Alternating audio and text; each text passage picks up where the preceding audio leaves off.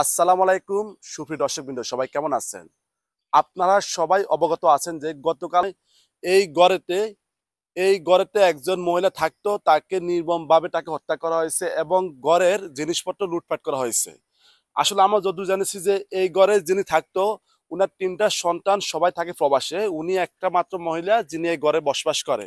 আপনাদের দেখায় আসলে এই বাড়িটা পুরাই একলা বাড়ি, একদম কি রাস্তার সাথে বাড়িটা, রাস্তার সাথে বাড়ি, বাড়িটা একলা। আসলে এখানে কেউ থাকে না। আমরা এটা হচ্ছে নোয়াখালী গোপালপুর তিতাহাজার গ্রামে। আমরা এই মুহূর্তে দাঁড়িয়ে আছি নোয়াখালী গোপালপুর তিতাহাজার গ্রামে।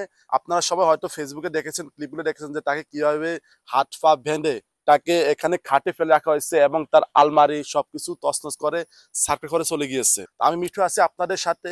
যেখানে যে কোনো ঘটনা ঘটুক না কেন, আমরা সেখানে হাজির হই।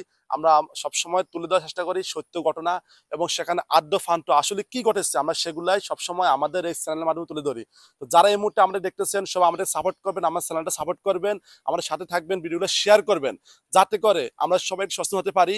বিশেষ করে যে একলা বাড়িতে একলা যাতে কাউকে আমরা না রাখি, অন্তত তার সাথে যেন আমরা কাউকে ক্যারেক্টার হিসাবে বা যে কেউ আমাদের আত্মীয় স্বজন কাউকে যাতে রাখি। হয়তো উনি যদি একলা না থাকতো, হয়তো তাকে এভাবে অকালে জীবনটা দিতে হতে পারতো না।